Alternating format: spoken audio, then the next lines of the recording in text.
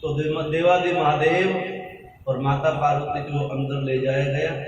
जैसे घर का पूजन होता है, पितरों का पूजन होता है, मातृ का पूजन आदि संपन्न करवाया। और सभी जो अतिथि आए थे उनको यथा योग्य मान सम्मान करके, दान दक्षिणा देके, वस्त्र आदि अलंकारों से सुसज्जित कर करके सबको अपने अपने धाम के लिए प्रस्थान किया।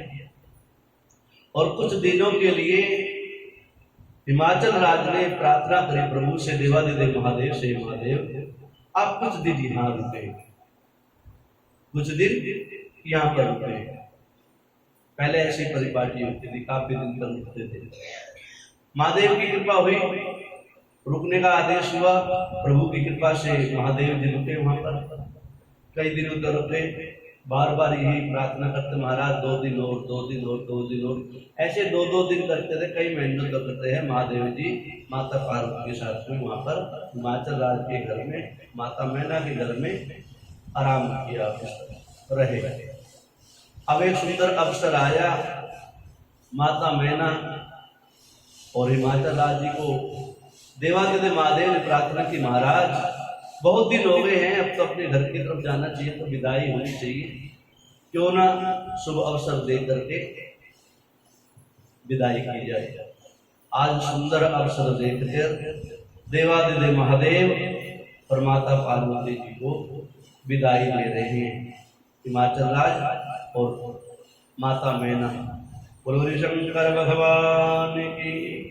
अब इस प्रकार से माता मैना विदाई से पूर्व जो शिष्टाचार होता है, जो कुलाचार होता है और जो ज्ञान देना होता है माता पिता के द्वारा, आज माता मैना माता पार्वती को, अपनी लड़की को अपने शयन कक्ष में बुलाकर के बड़े भाव से पतिव्रत धर्म के विषय में बताती है। विपत्ति धर्म कैसे होता है, जैसे राज धर्म होता है ऐसे पति धर्म भी होता है। तो पति धर्म के विषय में बताया गया भी कैसे होना चाहिए। आप जो है आज शादी करके अपने पति के साथ में अपने घर को जा रही हो, सदा सदा के लिए आपके पति के साथ में रहना है, उसकी सेवा करनी है आपको। तो बड़ी विस्तार से जो है माता मैना ने माता पार्वती को पति धर्म की लिए आज्ञा दी, समझाया भी कैसे रहना चाहिए। कहते हैं माता पार्वती इस प्रकार से सारी बातों को समझ रही हैं भी कैसे पति के साथ में रहना चाहिए। पति के साथ में कंधे से कंधा मिला करके उसके साथ में चलना चाहिए। किसी प्रकार के कोई कष्ट आ जाए, उन कष्टों को साथ में सहन करना चाहिए। ये पति धर्म के विषय में बताया गया है। वर्ण व्यवस्था बताई गया, पति धर्म बताया गया है। कहते हैं पति की आज्ञा का उल्लंघन नहीं करना चाहिए कभी भी। जो पत्नी पति की आज्ञा का उल्लंघन करती है वो घनघोर जंगल में जाकर सुअरी का जन्म लेती है, कहने का मतलब ये। इसलिए और अनेकों प्रकार से बताया गया है। कहते हैं हे पार्वती, जो स्त्रियां पतिव्रत धर्म वाली होती हैं वे धन्य हैं, समस्त पापों का नाश करने, अपने दोनों कुलों को तार देने वाली होती है। जो भी स्त्री अपने पति को साक्षात ईश्वर समझकर उनकी सेवा करती हैं, उन्हें इस लोक में आनंद की प्राप्ति होती है, ऐसा समझाया। और अंत में सदगति की प्राप्ति हो जाती है। पार्वती जी, पतिव्रता स्त्री पति के भोजन कर चुकने के बाद ही भोजन करना चाहिए, ऐसे पहले कहा गया था। और बहुत से लोग अब भी करते हैं, वरना यही व्यवस्था बताई गई है। पति के सो जाने के बाद में सोवे, क्रोध से एवं प्रसन्नता से पति का नाम मुख से कभी न लेवे। किसी भी प्रकार से अपने पति का नाम मुख से नहीं लिया जाता, लेना नहीं चाहिए। ऐसी पति व्रता स्त्री के विषय में बताया था। कभी भी पति में क्रोध आकर कुछ मारे भी बैठे तो भी सहन कर ले। किसी प्रकार की ऐसी व्यवस्था हो जाती, क्रोध आवेश में पति ने मार दिया, डांट दिया, तब भी आपको इतनी सहन शक्ति होनी चाहिए कि उसको शांत भाव से स्वीकार करना बेटी। और उस प्रकार से उसके उत्तर का प्रत्युत्तर नहीं देना चाहिए, सामने से कटु वचन नहीं बोलने चाहिए, और ऐसा कोई शब्द भी नहीं बोलना चाहिए जो पति को स्वीकार ना हो। इस प्रकार से और प्रार्थना करनी चाहिए, हे स्वामी मेरा अपराध क्षमा करो। इस प्रकार से पति के सामने वंदन करना चाहिए। पति के बुलाने पर सभी कामों को छोड़कर पति के पास चली जाए, उसकी आज्ञा का बड़े प्रेम से पालन करे। पतिव्रता कभी द्वार पर न खड़ी हो और किसी दूसरे घर पर जाकर बिना कारण के ना बैठे। ये भी मैना ने अपनी माँ बेटी पार्वती को समझाया, बेटा किसी के घर पे अनायास ना जाना चाहिए, और किसी कारण से जाना पड़ गया तो अधिक समय में किसी दूसरे घर में नहीं रहना चाहिए। इस चीज का विशेष ध्यान रखना। अपने घर की वस्तुएं, धन आदि किसी को ऐसे ही नहीं दे देनी चाहिए। अति आवश्यकता किसी को हो तो उसको देना चाहिए, वरना ऐसे नहीं बांटना चाहिए। पता नहीं कब किसी प्रकार की अवस्था आ जाए और फिर दिक्कत आ जाए। इसलिए बेटा इस चीज का ध्यान रखना। कहते जो भी घर की वस्तु उनको बहुत अच्छी तरह सहेज के रखना चाहिए, संभाल के रखना चाहिए, साफ सुथरा करके रखना चाहिए। पति की आज्ञा पालन करना पतिव्रता का मुख्य धर्म बताया गया है।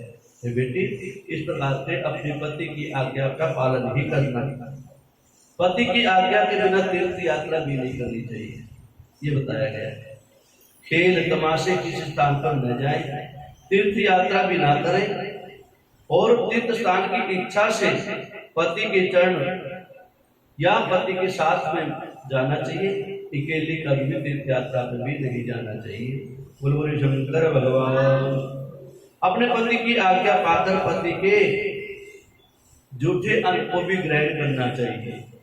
कहते हैं पति का जूठन, भगवान का जूठन, गुरु का जूठन परम पवित्र बताया गया है। ये पतिव्रता ईश्वर के लक्षण बताए गए। जो ऐसा करता है वो शिष्य अपने गुरु के लिए पूर्ण समर्पण होता है, वो भक्त अपने परम पिता परमात्मा के समर्पण में रहता है। जो भगवान का लगाया हुआ भोग, गुरु का, संतों का, और जो पत्नी अपने पति का झूठा अन्न ग्रहण करती है, वो पतिव्रत व्रत के नियम बताए गए। हे बेटा इस प्रकार से करना, ऐसे नियम लागू करना। कहते श्राद्ध आदि पर्वों में भी बांट कर, कहते श्राद्ध आदि करना पड़ जाए उस पर्व में किसी प्रकार से अपने अन्न को दूसरे को भी बांटना चाहिए श्राद्ध के समय। इससे क्या होता है, पितर नाराज हो जाते हैं। जो श्राद्ध के लिए भोजन बनता है वो ब्राह्मण के लिए, गौ के लिए, काक बलि, श्वान बलि, पुत्र बलि और पीपलादि बलि के लिए भोजन होता है। उनको अधिक संख्या में बांटना नहीं चाहिए। यदि बांटना है तो आप दूसरी व्यवस्था करके बांट सकते हैं। बेटा इन बातों को भी ध्यान से रखना। पार्वती जी पति की आज्ञा के बिना पतिव्रता कोई भी उपवास व्रत ना करे। बहुत सी बहनें ऐसे व्रत कर लेती है, मनमाने व्रत करने लग जाती है। जब तक कहते घर की व्यवस्था न हो, पति ना कहे, जब तक किसी प्रकार का व्रत नहीं करना चाहिए, क्योंकि पति को सर्वेश्वर बताया गया है। पति कहे तो हाँ, नहीं कहे तो ना, कोई आवश्यकता नहीं होती किसी करने की। इस प्रकार से बेटा हठ धर्मिता नहीं अपनानी चाहिए। किसी प्रकार की हठ धर्मिता नहीं अपनानी चाहिए, मैं तो इसको ही करूंगी, ऐसा ही करूंगी। उससे भी जो है आपको पतिव्रता दोष का जो है पाप लगता है, उससे बचना चाहिए। इस प्रकार से पति की करी हुई कमाई को सहेज के रखना चाहिए। वो ऐसे धर्मपत्नी के लक्षण बताए गए हैं। इस प्रकार से कभी सखी सहेलियों से वार्तालाप करनी पड़ जाए तो उनके साथ में भी उचित समय में ही वार्तालाप करनी चाहिए, ना कि कोई अतिथि हो जाए, अभ्यागत आ जाए, साधु आ जाए, ब्राह्मण आ जाए, उनके भोजन में, उनकी सेवा में किसी पति की सेवा में किसी प्रकार का आक्षेप न लग जाए, किसी प्रकार का नियम न टूट जाए। इसलिए उनसे भी उतनी ही वार्तालाप करनी चाहिए जितने शास्त्र सम्मत होते हैं। तो बेटा ऐसे व्यभिचारी जीव से दूर रहना, ऐसे कामी जीव से दूर रहना, ऐसे पापी जीव से दूर रहना, ऐसे क्रोधी जीव से दूर रहना, ऐसे कामी जीव से दूर रहना जिसके कारण से आपको और आपके परिवार को उनको दोष लग जाए। उन स्थानों को भी जाना नहीं चाहिए। ये आप पतिव्रता के लक्षण बताए गए हैं। बेटा जो पत्नी अपने पति के लिए सर्वस्व अपने को न्यौछावर कर लेती है, सब कुछ उसकी खुशी के लिए ही मान बैठती है, वो सच्चे में पतिव्रता होती है। उनका जितना यश गाया जाए शास्त्र में उतना ही कम है। इसलिए आपको यदि आगे भी इसी देवादिदेव महादेव के चरणों में रहना है तो आपके इनकी संगति करना चाहिए, इनके कहे के अनुसार करना चाहिए। जैसे ये रखे वैसे रखना चाहिए, इनके सुख में सुख, इनके दुख में दुख मानना चाहिए। ऐसा लक्षण एक पति व्रता नारी का होता है। तो बेटी, इन नियमों का सदा सदा पालन करना, इससे तेरा कल्याण होगा, तेरा यश होगा, तेरी कीर्ति होगी और अंत समय में देवादिदेव महादेव का वो शिव तत्व आपको प्राप्त हो जाएगा। बोलो बोलो शंकर भगवान की। इस प्रकार से सुंदर माता पार्वती को मैना माता आशीर्वाद देती है, पत्नी धन के विषय में समझाती है। बेटी, कभी भूल के भी ऐसा कृत्य नहीं करना जिससे हमारे को और उस खानदान को अपयश का भाग देखना पड़े, भागी बनना पड़े, उससे बचना चाहिए। इस प्रकार से आज देवादिदेव महादेव प्रार्थना करते, प्रभु हे हिमाचल राज, अब आज्ञा दो। अब आज्ञा देते हिमाचल राज अपने पूरे परिकर को बुला करके देवादिदेव महादेव को एक सिंहासन में बैठाते हैं और जैसे विदाई का तिलक होता है, सुंदर अक्षत और टीका लगा करके, अक्षर लगाकर, हार पहना करके, उनको माला पहना करके और सुगंधी द्रव्य फूल पत्ती आदि, लौंग इलायची का बीड़ा, मीठा पान आदि खिला करके आज आदर के सहित विदा करने की तैयारी कर रहे हैं। और उधर माता मैना माता पार्वती को लेकर चलती हैं विदाई के तरफ। बोलो शंकर भगवान की। कहते माता पार्वती जब चलने लगी तो माता मैना ने बड़े गले से, बड़े रुदे हुए भाव से माता पार्वती को विदाई दी।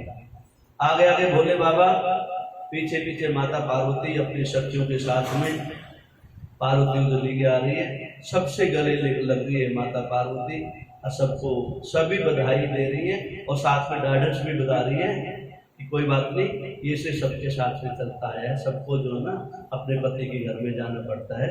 इसलिए सबने माता मैना को समझाया। माता मैना वो जोर जोर से रो रही थी। ऋषि महाराज आए, ब्राह्मण देवता आए, माता मैना को प्रणाम किया। माता, सबके साथ में से आप भी तो किसी की पुत्री हो, आप भी तो किसी की कन्या हो, आप भी तो घर छोड़ के आए हैं।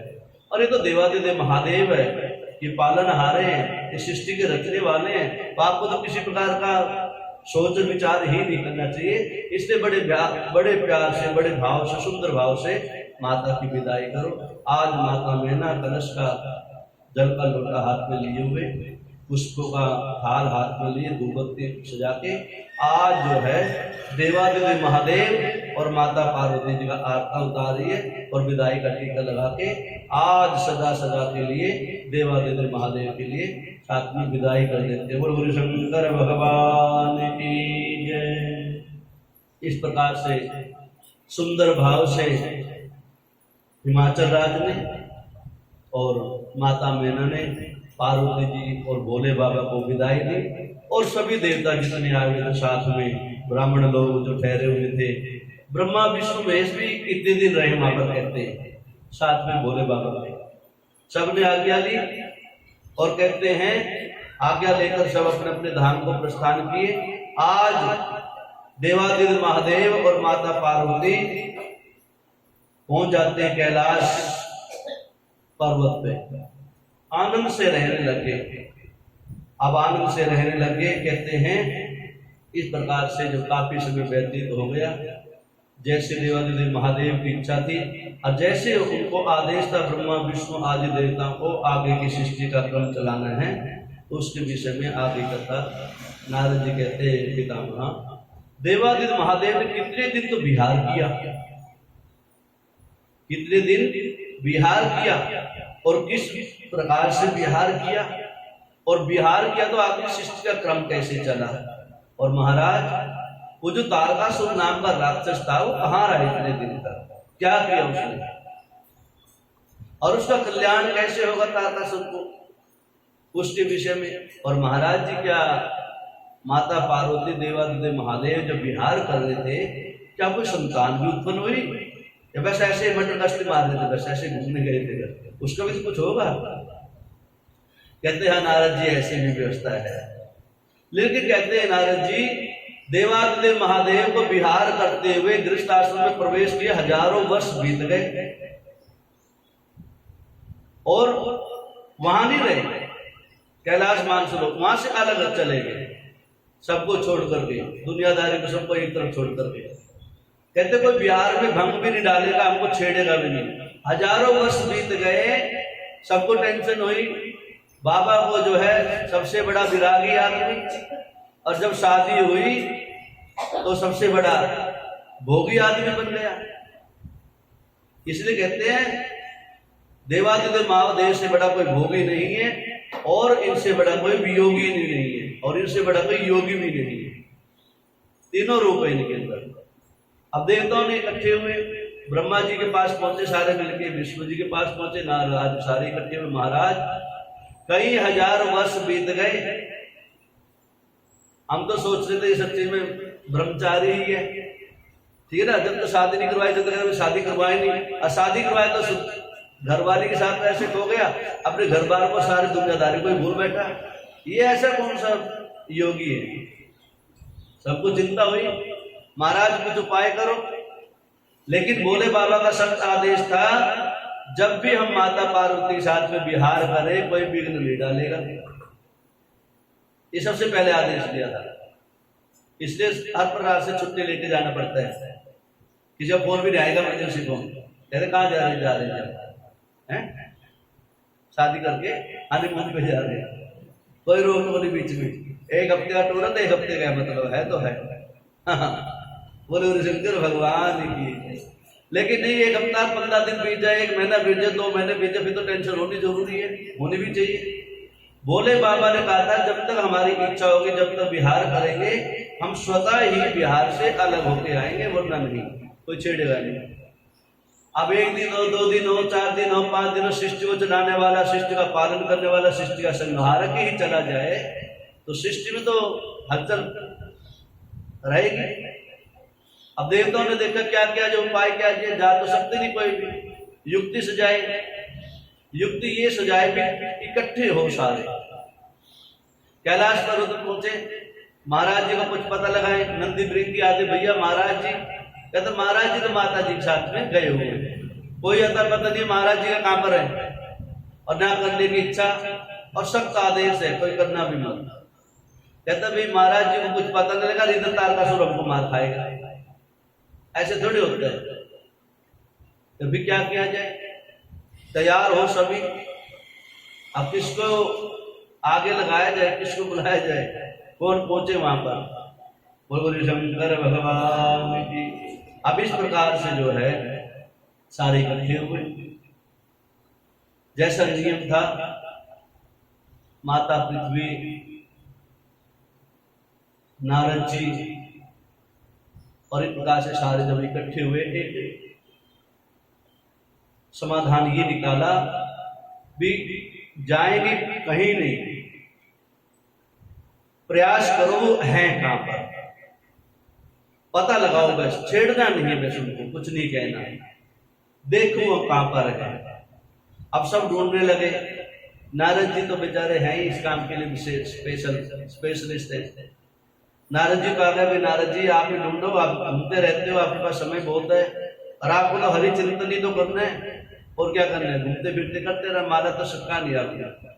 कहते प्रभु ठीक है, कहते तो समय का इंतजार करना, मैं ढूंढ ढांड के आता हूँ भोले बाबा वहां पर विराजमान। आज भोले बाबा जो है एक कुटिया के अंदर विराजमान, अपने सुंदर सी कुटिया बना रखी, बगिया लगा रखे, खूब आनंद ले, जिंदगी का आनंद ले रहे।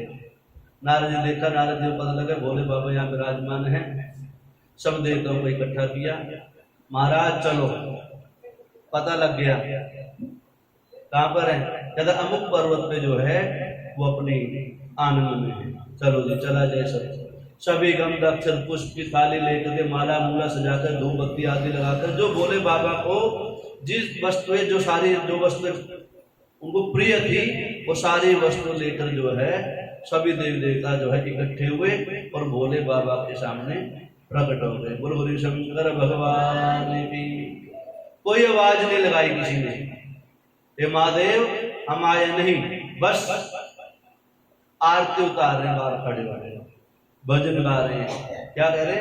ओम नमः शिवाय, हरि ओम नमः शिवाय, हरि ओम नमः शिवाय, हरि ओम नमः शिवाय, हरि ओम नमः शिवाय, हरि ओम नमः शिवाय, हरि ओम नमः शिवाय, हरि ओम नमः शिवाय। बोलो शंकर भगवान की। इस प्रकार से सबने जो है ओम नमः शिवाय की धुनी लगाई, रटना लगाई, भजन करने लगे। अब भोले बाबा ने देखे सारे लोग आए हुए हैं, सभी देव देवता विराजमान हो गए, माता भद्रकाली भी पहुंची हुई है, सारे जितने भी देवादिदेव महादेव के सेवक थे वो भी पहुंचे हुए हैं, ब्रह्मा भी विष्णु भी सब पहुंचे हुए हैं। आनंद से सबने देखा, भोले बाबा को प्रणाम किया। भोले बाबा धीरे से, मानो माता पार्वती जान ही नहीं पाई कि भोले बाबा को कोई मिलने के लिए आए हुए हैं। भोले बाबा धीरे से माता पार्वती को अपनी गोदी से उतार करके और बाहर आ गए। और जैसा बाहर का नजारा देखा, भोले बाबा से वार्तालाप हुई और कहते हैं, यह एक शब्द आया है, कोई जीव किसी को दो पुरुष और प्रकृति को मिलना, दो आत्माओं के मिलने को विछड़न करवाते हैं ना, सबसे बड़ा पाप बताया गया है। कोई प्रेमी दो जीव आपस में मिल रहे हैं, वार्तालाप कर रहे हैं, संगम कर रहे हैं, मिल रहे हैं, उनका कोई वियोग करवाते हैं, शास्त्रों में सबसे बड़ा पाप बताया गया है। अब भोले बाबा बाहर आ गए, देखे सारे देवता आए हुए और एक बार माता पार्वती की तरफ देखे। माता पार्वती को कोई होश नहीं था, कोई आया हुआ है। माता पार्वती देवादिदेव महादेव के प्रेम में इतनी तन्मय थी। अब काफी देर हो गई, भोले बाबा नहीं आए, तो माता पार्वती को ऐसा लगा कि भोले बाबा बीच में ही कैसे चले गए। अब जैसे माता पार्वती बाहर आई, देखते हैं सारे देवता विराजमान हैं, माता पार्वती के गुस्से का ठिकाना नहीं रहा। माता पार्वती जी ने सभी देवताओं को, सभी वनस्पतियों को, जितने भी जीव वहां थे, सबको शापित कर दिया, सबको शापित कर दिया। इस शाप को भोले बाबा भी नहीं रोक पाए। बोलो शंकर भगवान की। और कहा, तुम तो पढ़े लिखे हो, तुम तो ज्ञानी हो, ध्यानी हो, पूजन और भजन को अच्छी तरह जानते, नियम को अच्छी तरह जानते, शास्त्रों को अच्छी तरह जानते हो। कहते जो भोजन करता है और जो भजन करता है और जो शयन करता है, ये तीन चीज तो जो ना हर जीव को पता होनी चाहिए कैसे होती है। और माता पार्वती को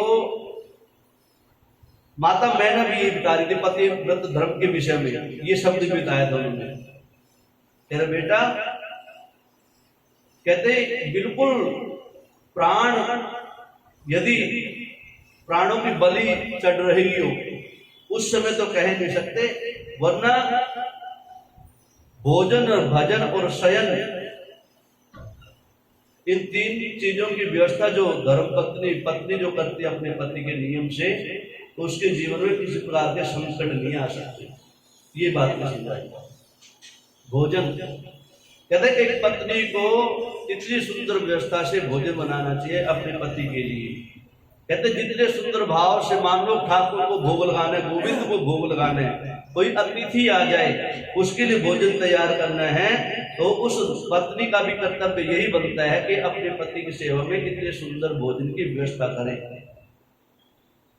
और भजन, मान लो आप भजन कर रहे हैं, कीर्तन कर रहे हैं, सत्संग कर रहे हैं, तो उनको बीच में रोकना भी मत। उनको कितना भी समय लग जाए, बिल्कुल यदि ऐसी स्थिति आ जाए कि उठाना बहुत मजबूरी है, तब तो छेड़ देना, वरना वो यदि भोजन में और भोजन में लगे हुए हैं तो इतनी सुंदर व्यवस्था बना के रखो, जब तक वो चाहे जब तक भजन करने दो उनको। और शयन की भी बात बताई, वही बात माता मार्गदर्शन देता हूं, कहते ये 3 बातों तो आप आम जनमानुष भी, पशु और पक्षी भी जानता है, हर जीव कीट पतंग भी जानते हैं, और तुम तो यशस्वी हो, वर्चस्वी हो, देवता हो, पितर हो, आप लोगों के इस विषय में नहीं पता। और जब पति और पत्नी इकट्ठे बैठे हो और उस अवस्था में बैठे हो, कामासक्त हो, काम में लगे हुए हो, और उस समय में छेड़ना तो सबसे बड़ा पाप बताया गया है। इससे बड़ा शास्त्रों कोई पाप ही नहीं। इसलिए तुम सबको धिक्कार है, सबको इस चीज का अपयश भोगना पड़ेगा। तुमने 2 जीवों को कामासक्त होते हुए उनके काम में विघ्न डाला है, इसलिए तुम सारे देवता नपुंसक हो जाओ, सभी नपुंसक हो जाओ, सबको एक तरफ से जितने खड़े थे सामने। अब कोई कुछ नहीं कह पाया, ना भोले बाबा कह पा रहे, क्यों भोले बाबा के ऊपर माता पार्वती क्रोधित हो गई थी बहुत ज्यादा। अरे कोई यार दोस्त आ गया तो मिलने के आ गया, तो मेरे से बड़ा कौन हो गया। और ऐसी अवस्था में आपको भी धिक्कार है, ऐसी दुनियादारी बिछाई ही क्यों थी कि यारी दोस्ती में रहना ही है तुम्हें। अब भोले बाबा भी कुछ नहीं कह पा रहे बेचारे, वो भी शांत भाव से बैठे। भोले बाबा की तो कृपा ही सारी है, वही तो करवा रहे हैं। वो चाह भी ऐसे रहे थे, जितनी वह वनस्पतियों थी उनको भी, पेड़ पौधे उनको भी दी। अरे तुम भी समझा देते, पेड़ पौधों के अंदर भी काम पावर होती है, शक्ति होती है, तुम भी समझा देते। इन मूर्खों को तुम बड़ा समझा देते। चिड़िया आदि पक्षी आदि बैठे थे, उनको भी साफ मिला। अरे तुम तो रात दिन भोग करते रहते खुले में, तुम ही समझा देते मूर्खों को। लेकिन नहीं, सबको एक तरफ से जो है बंधन में डाल दिया, सभी जो है नपुंसक हो जाओ, शक्ति विहीन हो जाओ। लेकिन आज देवादिदेव महादेव की जो शक्ति थी वो शक्तिपात होना था। महादेव का वो शक्ति, वो वीर, वो ओज, वो तेज जो माता पार्वती गर्भ धारण करने की चाह रही थी, वो गर्भ जो है धारण नहीं कर पाई, और जिसके लिए सारे देवता लाल आए थे कि अब तक पुत्र प्राप्त क्यों नहीं हुआ। इसलिए माता पार्वती जी ने साथ दिया। एक तो इच्छा रखते हो कि मेरे घर के अंदर बहू आ जाए और साल के अंदर पुत्र हो जाए, पोता आ जाए, धोता आ जाए, ठीक है ना, और एक तरफ उनकी व्यवस्था भी नहीं रखते बनाने की, तो ये तो बड़ा अनुचित कार्य हुआ ना। तो माता पार्वती शास्त्र, ये सारे जो हमारे जीवन में घटने घटती हैं, ये सारे नियम हमारे शास्त्रों से प्राप्त हुए। कौन सी अवस्था में, कौन से दिन, कौन से मुहूर्त में, कौन से नक्षत्र में कैसे व्यवस्था करके कैसे जो है हमने गृहस्थ आश्रम में प्रवेश करना है, सारी व्यवस्था बनाई गई है। अब वो उस अवस्था में भोले बाबा को और माता पार्वती का वियोग हुआ, तो माता पार्वती से गुस्सा हो गई, और भोले बाबा ने देखा अब मेरी शक्ति क्षीण हो जाएगी तो मैं क्या करूं। सभी देवताओं से कहा भैया अब मेरा शक्ति, मेरा ओज जो है ना, मेरी शक्ति क्षीण हो जाएगी, इस शक्ति को सहन कौन करे।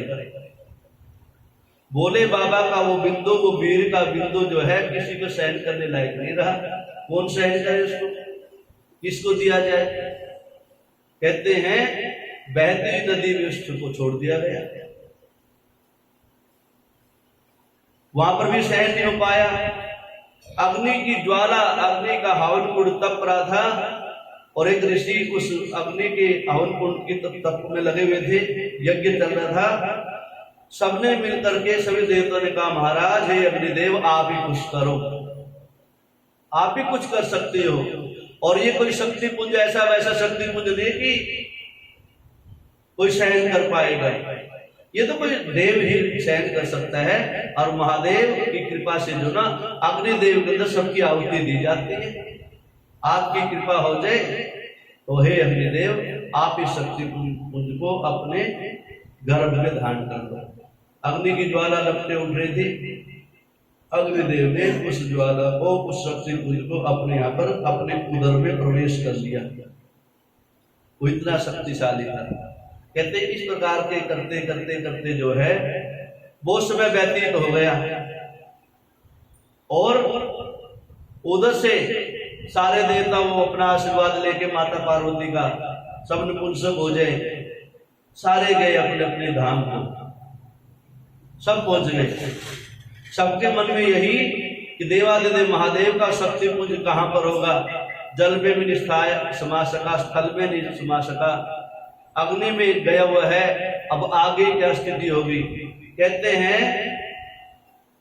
जब अग्निदेव भी उस शक्ति को अपने यहाँ पर नहीं समा सका तो अग्निदेव जो आचार्य बैठे हुए थे वहां पर, उन आचार्यों ने उस तत्व को, उस शिव तत्व को, इस शिव शक्ति को उठा करके एक सरोवर के किनारे ले गए और उस सरोवर के अंदर 6 कन्याएं स्नान कर रही थी। उन 6 कन्याओं के यहाँ पर जो है उस सरोवर में उनको छोड़ दिया और जब तक जो है वो अग्निपुंज जो है शिव तत्व जो है ना आकार ले चुका था और भोले बाबा यही चाहते थे। जब वो 6 कन्याएं स्नान कर रही थी, जो मातृका थी, षड मातृका जिसे बोलते हैं, सब मातृका जिसे बोलते हैं वो लोग, 6 माताएं थी, 6 माता स्नान कर रही थी तो उनके यहाँ छोड़ दिया गया और उन्होंने जो है उनके यहाँ जब उनका भाव जागा इतना नवयुवन संपन्न युवा अवस्था का जीव कहां से आया, तो उसने सबसे पहले, इससे पहले उनके अंदर काम भाव जागृत हो, उससे पहले उस शक्ति पुंज ने हाथ जोड़ करके माताओं से प्रार्थना करी, हे माताओं मैं आपका बच्चा हूं और मुझे बहुत भूख लगी है और आपकी कृपा हो जाए तो मुझे अपने स्तनपान करवा दो। अब माता जिसको बोल दिया गया तो माता हुई फिर। कहते हैं इस प्रकार से उन 6 माताओं ने उस शक्ति पुंज को अपना स्तनपान करवाया, तब जाकर उनको एक साकार रूप प्राप्त हुआ। अब 6 माताएं थी, एक जीव था, 6 माताओं का दूध पान किया, स्तनपान किया तो उनका नाम कहलाया खड़ानंद भगवान। षडानंद 6 मुख वाला, खड़मन बोलते हैं, षडमन बोलते हैं 6, खड़ानंद जिसके मुख है 6। ऐसा कौन है? स्वामी कार्तिकेय। स्वामी कार्तिकेय जी का जन्म हुआ। बोलो शंकर भगवान की। अब स्वामी कार्तिकेय जी का अब तो नाम नहीं रखा गया, तो षडानंद का उत्पत्ति होगी क्योंकि 6 माताओं का बेटा वो खड़ानंद, क्योंकि 6 माताओं का एक समय में उन्होंने दूध पिया, तो एक मुख से दूध तो पी नहीं सकता बंदा, तो उन्हें 6 रूप धारण किए अलग अलग माताओं के लिए, इसलिए उनके भगवान के जो ना षडानंद है कार्तिकेय जी 6 मुख होते हैं। तो 6 मुख से दूध पान किया तो षडानंद आज माताएं उनको बड़े प्यार से जो ना अपने बेटे के रूप में उनको पाल रही है। अब इस अवस्था में बच्चा पैदा हुआ, प्राप्त हुआ, उनको स्नान करते समय बच्चा मिला उनको, इसका जात कर्म संस्कार कहते करवाया जाए। कहते हैं वहां विश्वामित्र जी आते हैं, विश्वामित्र जी चले आ रहे हैं और विश्वामित्र जी ब्राह्मण नहीं थे, क्षत्रिय थे, गाधी के पुत्र थे। तो उन्होंने देखा भी लंबी लंबी दाढ़ी, लंबी शाखें हैं, सब कुछ व्यवस्थित है। महाराज कहाँ जा रहे हो, कहाँ से आ रहे हो? भैया ऐसे ऐसे आ रहे हैं, ऐसे ऐसी कथा सुन रहे थे महाराज, ऐसे ऐसे देवादिदेव महादेव की कृपा हुई है ऐसे संसार के ऊपर, उनका शक्ति पुंज कहीं समाहित हो गए, हम भी उसी खोज में लगे हुए। महाराज आ जाओ, फिर आ जाओ। स्वयं खड़ानंद ने महाराज विश्वामित्र जी को पुकारा जाते हुए को, महाराज अब आ गए हैं तो हमारी माताओं से मिलो पहले तो आप, और जैसा मैं कहता हूँ ऐसा करो बाबा।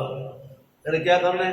कह रहे मेरा जात कर्म संस्कार करो, मेरा नाम रखो, और फिर उसके आगे की व्यवस्था बताते हैं। कह रहे भैया मैं तो कोई ज्योतिषी तो हूं नहीं, मैं ब्राह्मण भी नहीं, वेद मंत्र भी नहीं जानता हूं।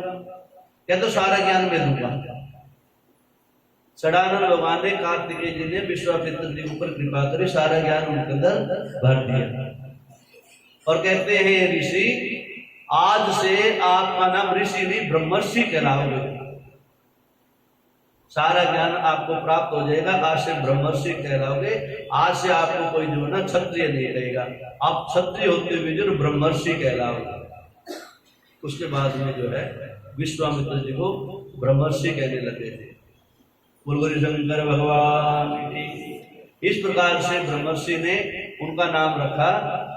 अब खड़ानन का नाम रखा गया स्वामी कार्तिकेय। कार्तिकेय भगवान की। इस प्रकार से स्वामी कार्तिकेय जी का नाम रखा गया। कहते हैं माघ के महीने में स्नान करने का जो फल प्राप्त होता है ना, कहते हैं श्रावण का महीना हो, माघ का महीना हो, वैशाख का महीना हो, आषाढ़ का महीना हो, कार्तिक का महीना हो, ये महीने बहुत पावरफुल होते हैं। कहते हैं माघ का महीना था जिस समय में इनका नाम रखा गया। माघ के महीने में कहते हैं जो स्त्री गंगा आदि नदियों का स्नान करती हैं, कहते उनको नियम से उनके घर के अंदर जो है कार्तिक जैसा पुत्र भी प्राप्त हो जाता है। अर्थात जो महीने बताए गए ना, इनका नियम लेना चाहिए, व्रत लेना चाहिए। जैसे पयोव्रत बताया था मैंने कल, पयोव्रत भी ऐसे व्रत है। ऐसे माघ का भी नियम है, माघ महात्म्य सुनाया जाता है। ऐसे वैशाख महात्म्य भी सुनाया जाता है। ऐसे जैसे कार्तिक का महात्म्य सुनाया जाता है।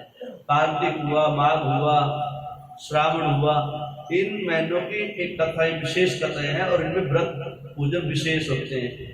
जो जिस भाव से जो है मातृशक्ति उनका पूजन भजन करते हैं, नियम लेती है, और जो पुत्र प्राप्ति के लिए विशेष नियम लेती है, तो उनके घर के अंदर गणपति आदि, कार्तिकेय आदि जैसे दीर्घजीवी चिरंजीवी पुत्रों की प्राप्ति होती है। कहते हैं हे नारद जी, जो इन व्रत को करता है, इन कथाओं को सुनता है, वो अंत समय में शिव तत्व को प्राप्त कर लेता है। बोलो शंकर भगवान की। इस प्रकार से जो है विश्वामित्र जी महाराज ने उनका नाम कार्तिकेय रखा। कार्तिकेय जी ने विश्वामित्र का मान सम्मान किया, आदर से विदा किया, और जितना ज्ञान था उनके अंदर भर दिया। आज विश्वामित्र जी सदा सदा के लिए ब्रह्मर्षि कहलाए। ये कार्तिकेय जी की कृपा से। किसी को बल की इच्छा हो, शक्ति की इच्छा हो, जैसे हम पार्वती माता की पार्वती पूजा करते हैं ना, शक्ति की, दुर्गा की, काली की, शक्ति प्राप्ति के लिए, ऐसे ही किसी को शक्ति प्राप्त करनी है, बलशाली होना है, तो ऐसे जीव को जो है ना स्वामी कार्तिकेय जी का पूजन करना चाहिए। हर प्रकार से विघ्नों से बचने के लिए गणपति भगवान का, सौभाग्य प्राप्ति के लिए माता पार्वती जी का, यश और शक्ति प्राप्ति के लिए स्वामी कार्तिकेय जी का, और जिसको धर्म की तरफ अपना लगाना, ध्यान लगाना है, ज्ञान अर्जन करना है, धर्म की पूजा पाठ के विषय में जानना है, और अन्य शास्त्रों के विषय में जानना है, धर्म का अस्तित्व जानना है, उसको नंदीश्वर का पूजन करना चाहिए।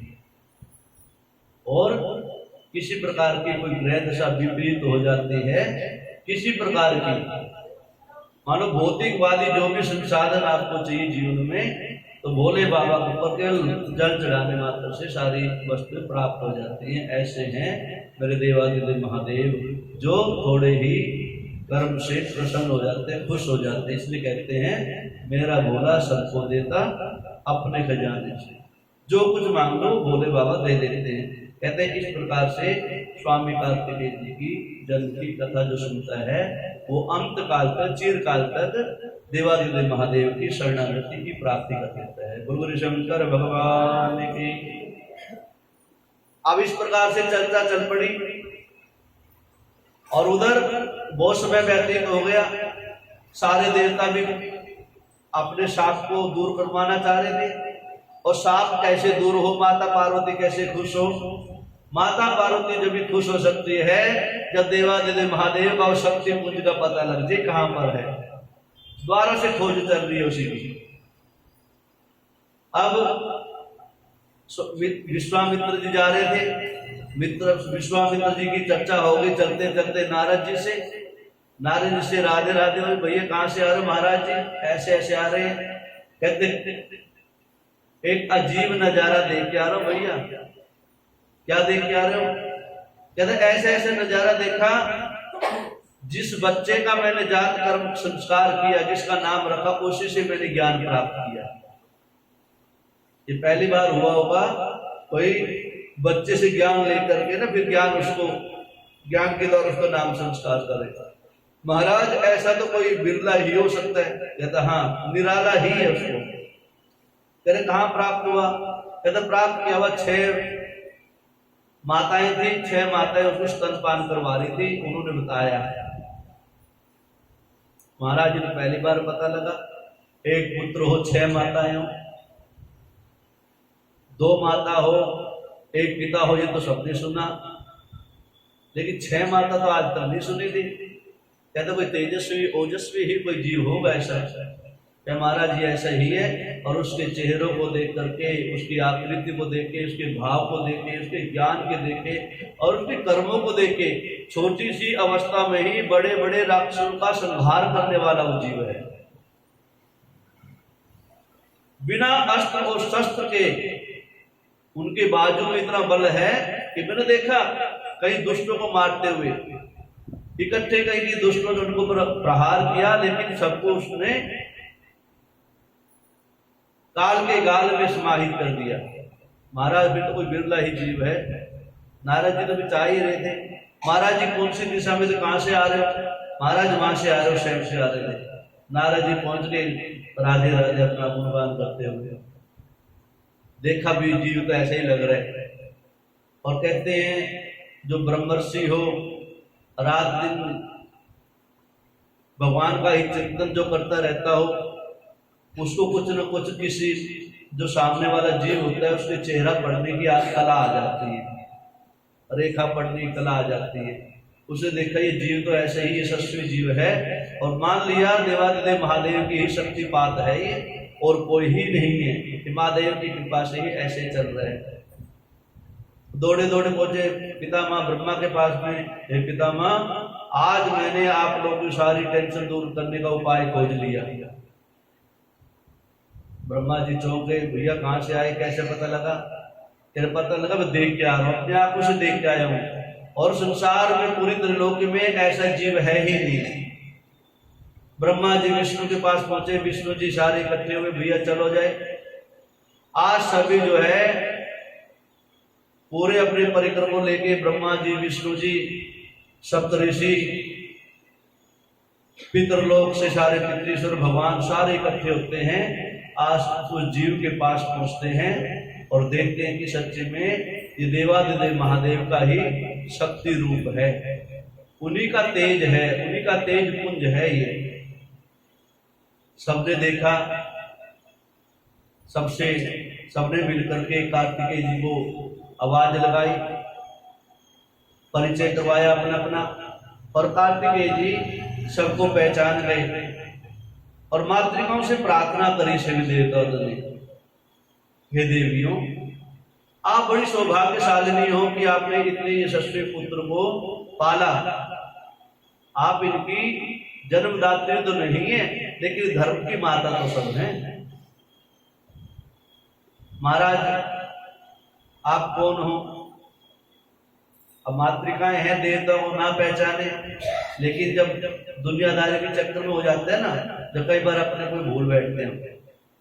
समझाया गया ब्रह्मा जी हैं, ये विष्णु जी हैं, ये पितृश्वर भगवान है, ये सप्तऋषि हैं, ये विश्वामित्र, कहते इनको तो जानते हैं, और आप मातृशक्ति मातृकाएं हैं, तो आप कृपा हो जाए, ये जगदम्बा का अंश है, देवादिदेव महादेव का अंश है, आप कृपा करो इस जीव को, इस बच्चे को हमारे साथ में जान जाए।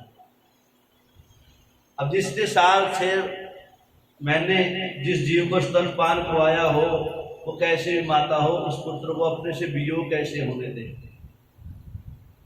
आज मानो सारे देवताओं ने मिलकर माताओं का पूजन किया और कहा, ये जगदम्बा है मातृकाओं, ये नाम इसके पीछे आप लोगों का भी रहेगा।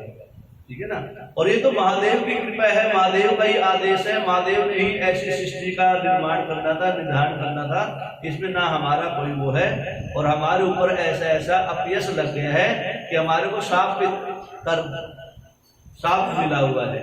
हम जब तक साफ से पूर्ण नहीं हो गए तो सृष्टि में कोई काम ही नहीं चलेगा। सृष्टि की व्यवस्था बिगड़ जाएगी, वनस्पतियां नष्ट हो जाएगी, जीव नहीं होगा, जल भी रुक जाएगा, वायु भी रुक जाएगी, तेज भी रुक जाएगा, अर्थात सृष्टि के अंदर हर प्रकार से सब अव्यवस्थित हो जाएगा। जब तक हम अपने शाप का निवारण ना कर लें। माताओं ने भी बड़े आदर से स्वामी कार्तिकेय जी को देवताओं के साथ में विदा कर दिया। बोल हरि शंकर भगवान की। इस प्रकार से कहते सभी देव देवता जो है स्वामी कार्तिकेय जी लेके चलते हैं, और उधर माता पार्वती को संदेशा भेजा जाता है नंदी के द्वारा। माता, और कहते जिस माता को पुत्र प्राप्त ना हो जब तक उसका जीव जो है ना, जब तक उसकी आत्मा को शांति की प्राप्ति नहीं होती है। आज माता को जो पता लगा कि मेरी वो शक्ति पुंज, देवादिदेव महादेव की शक्ति पुंज जो है पुत्र रूप में साकार रूप ले चुकी है, आज माता पार्वती आनंदित हो गई और अपने पुत्र का जो है मान और सम्मान करने के लिए, आरती उतारने के लिए तैयार बैठे, नहा धो के तैयार हो गई है। और देवादिदेव महादेव माता पार्वती के साथ में मिलकर के स्वामी कार्तिकेय जी को आदर और मान सम्मान के साथ में कैलाश पर्वत पे अपनी गोदी में स्थापित कर लेते हैं। बोल हरि शंकर भगवान की। इस प्रकार से माता पार्वती के सामने सभी देवता नतमस्तक खड़े। हे जगदम्बा, अब थोड़ी कृपा करो, अब तो थोड़ी कृपा करो, जो आपने साफ दिया था उस साफ का निवारण करो, साफ विमोचन करो। और इसमें हमारी तनिक भी गलती नहीं, इतनी भी गलती नहीं है, ये सब देवादिदेव महादेव की कृपा से ही हो रहा है। और महादेव के ऊपर भी थोड़ा आप जो ना प्यार लुटाओ, जो आपकी सृष्टि बहुत लंबी रचनी है आपने। आज माता पार्वती ने सभी देवताओं का धन्यवाद किया कि आपने वो शक्ति पुंज जो सृष्टि को चलाना है, जिससे सृष्टि आगे बढ़ती है, उसको द्वारा से लौटा के हमारे को उपकार किए। और आप जो है उस साप से सभी पूर्ण होते हैं, साप से बंधन से मुक्त होते हैं। बोल हरि शंकर भगवान की। अब इस प्रकार से साप वापस लिया माता पार्वती ने, और सभी देवताओं ने मिलकर के आज स्वामी कार्तिकेय जी को एक ऊंचे आसन में बैठा करके उनका अभिषेक किया, स्नान ध्यान करवाया मंत्रोच्चार के द्वारा, और उनको टीका लगा करके आज उनका मान सम्मान बढ़ाया, और माता भगवती पार्वती गोद के अंदर विराजमान हो गए। ऐसे हैं स्वामी कार्तिकेय जी भगवान। कहते इस प्रकार से महाराज स्वामी कार्तिकेय जी के बाद में आगे की कैसी व्यवस्था चली महाराज, उसके बाद में क्या और भी व्यवस्था बनी है। आज जो है द्वारा से माता पार्वती जी के घर के अंदर देवादिदेव महादेव के यहाँ पर जो है गणपति भगवान जी का आगमन हो रहा है। बोल गणपति भगवान की। उससे पहले गणपति भगवान जी आए, सारे देवता कहते महाराज, हे देवादिदेव महादेव, हे माता पार्वती, हम सभी मिलकर के जो है एक तारकासुर नाम का राक्षस है, बहुत बड़ा दानव है, उसको मार नहीं पा रहे हैं। और जब हम यहाँ से जाते हैं वो तारकासुर देख लेता है सारे अपने अपने लोग को आ गए हैं, तो वैसे तारकासुर हमारे यहाँ पर चढ़ाई कर देता है, हमारे ऊपर आक्रमण कर सकता है, हम बहुत दुखी हैं। देवादिदेव महादेव मान लो एक लीला और रचने जा रहे हैं। कहते क्या, सबने मिलके, सारे देवताओं ने मिलके जो है आज स्वामी कार्तिकेय जी को आशीर्वाद दिया। कहते ये शक्ति पुंज एक ऐसा है जो सभी दुखों का नाश कर सकता है। भगवान विष्णु ने उनको चक्र दिया, माता दुर्गा ने त्रिशूल दिया, ब्रह्मा जी ने कमंडल दिया, सरस्वती माता ने वेद मंत्र दिए, ऋषियों ने सबने आशीर्वाद दिया चिरंजीव दिव्य का, और माता भद्रकाली ने शक्ति दी। सभी देवताओं ने मिल के जो है पितृश्वरों ने आशीर्वाद दिया। सभी देवताओं ने मिलकर आज स्वामी कार्तिकेय जी को राजकुमार घोषित कर दिया, सेनापति। आज के बाद में सभी देवताओं के सेनापति स्वामी कार्तिकेय जी होंगे, और सारी शक्ति इकट्ठी दे दी।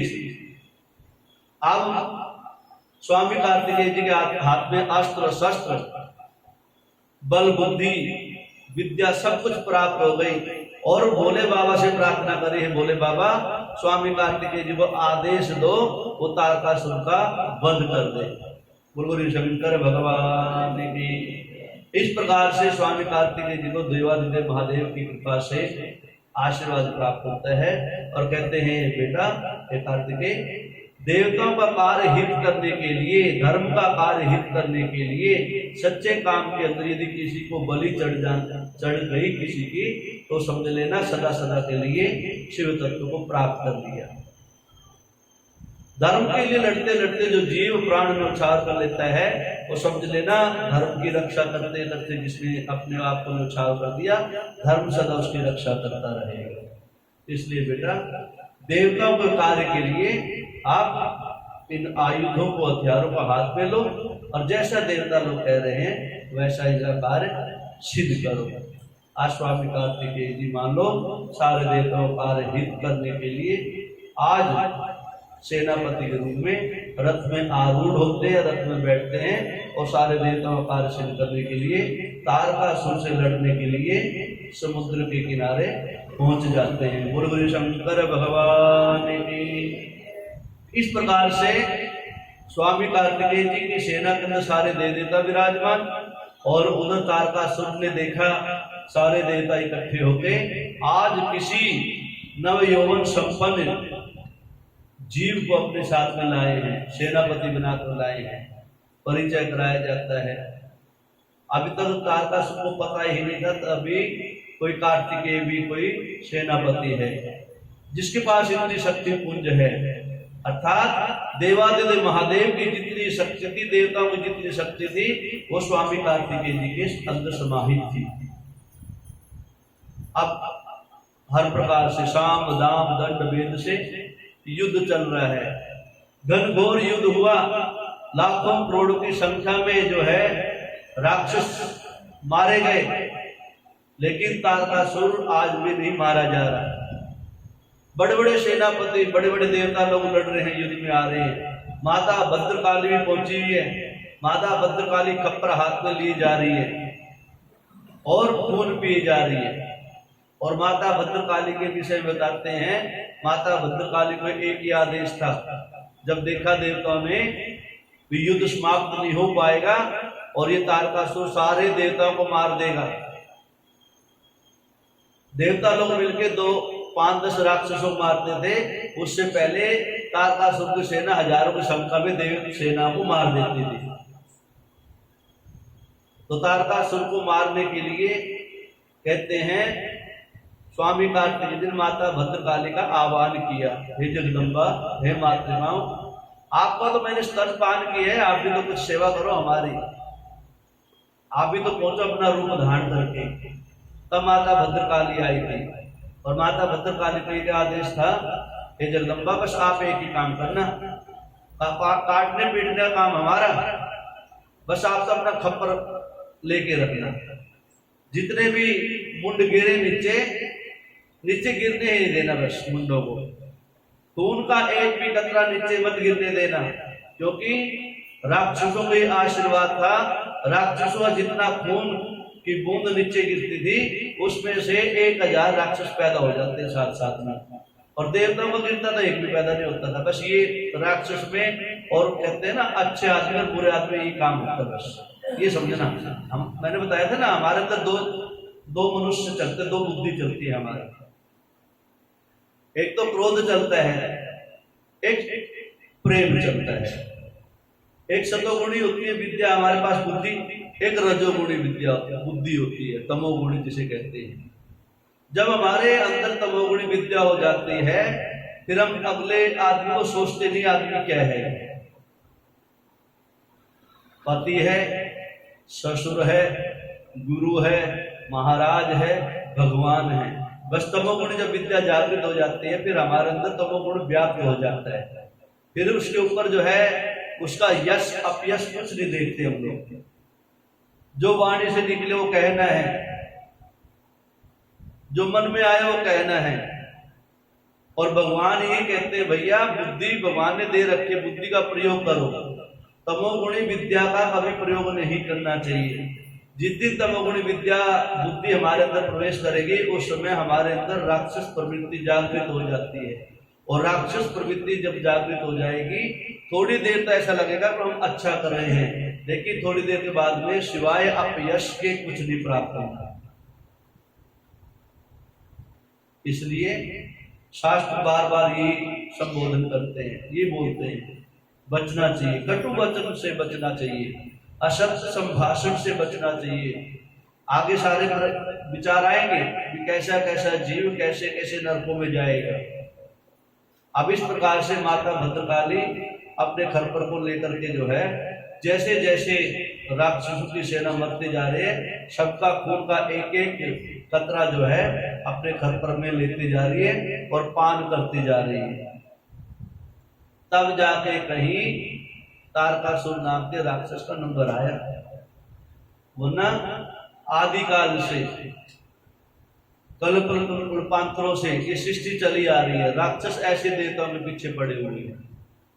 माता भद्रकाली सामने आई, तब जाके कहीं तारकासुर का सामना हुआ स्वामी कार्तिकेय जी का। बोल शंकर भगवान की। इतना अद्भुत, इतना विचित्र, इतना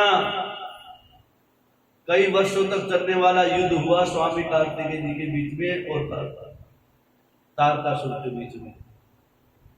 कहते स्वामी कार्तिकेय जी उतने बड़े बड़े प्रहार किए तारकासुर ने। एक समय तो ऐसा आ गया था कि स्वामी कार्तिकेय जी मान लो हार गए, सारे देवताओं की सेना में हाहाकार मच गया, बांध लिया था तारकासुर ने स्वामी कार्तिकेय जी। लेकिन कहते जैसे जैसे युद्ध आगे चलता रहा और देवादिदेव महादेव की कृपा हुई और सारे देवता ने मिलकर के जब प्रार्थना करी देवादिदेव महादेव की, महादेव कृपा करो और स्वामी कार्तिकेय जी को इतना बल दो, इतनी शक्ति दो, अरे भद्रकाली आप भी अपना पूरी शक्ति जो है कार्तिकेय जी को प्रदान करो। तब जाके जो कहते हैं हे नारद जी, इतना सुंदर वर्णन बताया उस महायुद्ध का। कहते हैं कई वर्षों तक युद्ध चलता रहा, तब जाके उस तारकासुर नाम के राक्षस का उद्धार किया स्वामी कार्तिकेय जी ने। और उद्धार ऐसे नहीं किया, सदा सदा के लिए नहीं मारा, क्योंकि मारना तो देवादिदेव महादेव को था उनका। अपने बंधन में बांध लिया, पास में बांध लिया, सदा सदा के लिए बंधन में बांध करके देवता को निर्भय कर दिया। अरे वचन ले लिया, जब तक हम नहीं चाहेंगे जब तक तेरा कोई यश नहीं गा सकता, और जब भी कृपा होगी देवादिदेव महादेव साक्षात में आके तेरे ऊपर कृपा करेंगे। ये आशीर्वाद था तारकासुर को कि महादेव ही आके इसका संहार करेंगे। कहते हैं इस प्रकार से हजारों वर्षों तक युद्ध चलने के बाद में तारकासुर के ऊपर देवादिदेव महादेव की कृपा होती है फिर। और देवादिदेव महादेव जब कृपा करते जिस जीव के ऊपर, उस जीव का सदा सदा के लिए कल्याण हो जाता है। आज तारकासुर को कल्याणकारी मुक्ति प्राप्त हुई है। और तारकासुर का जो जीव है, जो आत्मा है, जो शक्ति है, जो तेज पुंज है, निकल करके वो शरीर से देवादिदेव महादेव के शरीर के अंदर सदा सदा के लिए समाहित हो जाता है। बोल शंकर भगवान की। कहते नारद जी, जो स्वामी कार्तिकेय जी के इस आख्यान को, इस कथा को सुनता है, तारकासुर संग्राम की इस कथा को सुनता है, और कार्तिकेय जी जन्म के जो उत्सव को जो मनाता है, इस कथा को सुनता है, देवादिदेव महादेव माता पार्वती उस जीव के ऊपर सदा सदा के लिए कल्याण करती है, उनको आशीर्वाद देती है, अभय दान देती है। कि जो सच्चे मन से इस कथा को सुन लेता है, स्वामी कार्तिकेय जी के चरित्र को सुन लेता है, उस घर के अंदर फिर किसी प्रकार की जीव की कमी नहीं रहती है, उसके घर के अंदर जीव की उत्पत्ति अवश्य होती है। इसलिए हे नारद जी, स्वामी कार्तिकेय जी के इस चरित्र को बड़े ध्यान से, बड़े मनन से सुनना और गुनना चाहिए, मनन करना चाहिए, तब जाके शिव तत्व की प्राप्ति हो जाती है। बोलो शंकर भगवान की। हे नारद जी, अब सुनाता हूं आपको गणपति महाराज की कथा।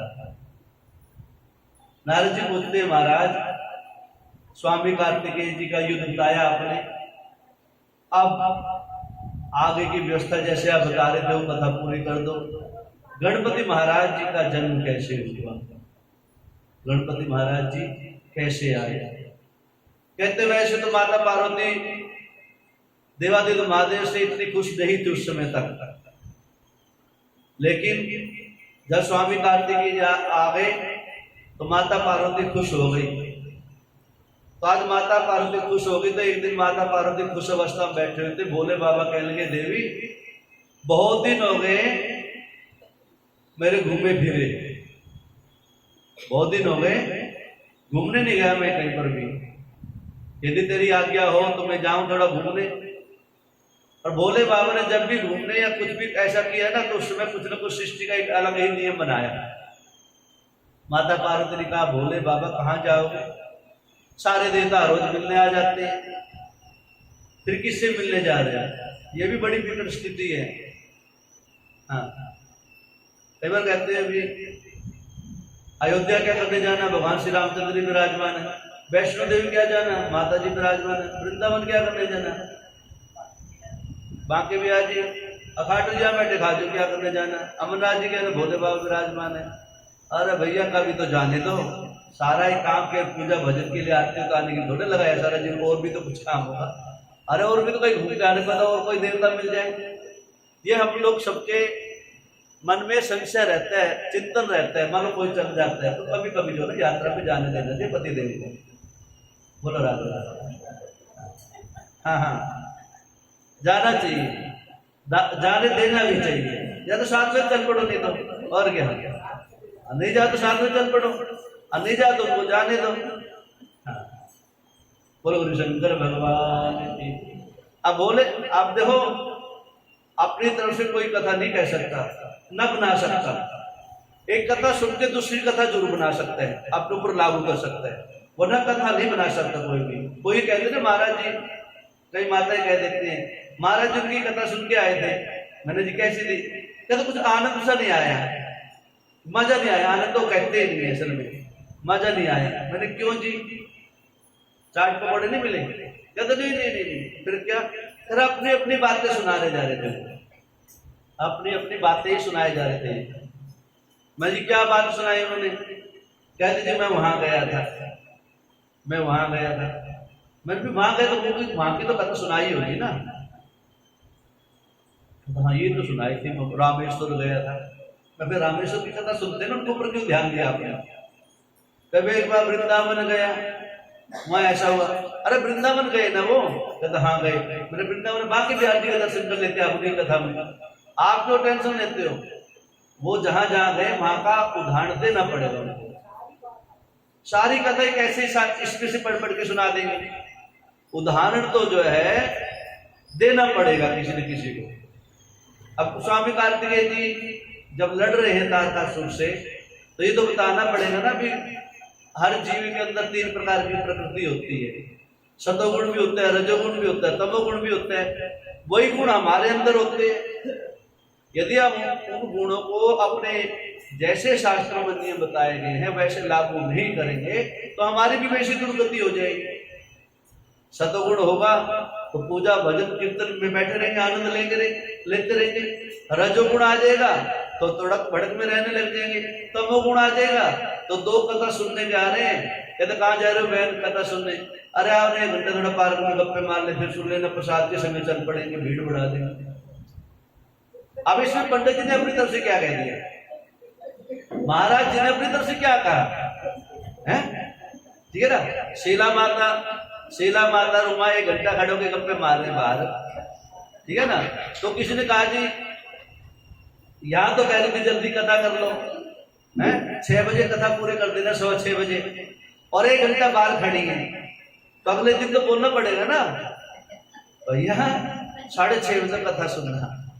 अब इस बात को नहीं कहेंगे तो फिर अच्छा नहीं होता ना, कहना चाहिए, बताना चाहिए।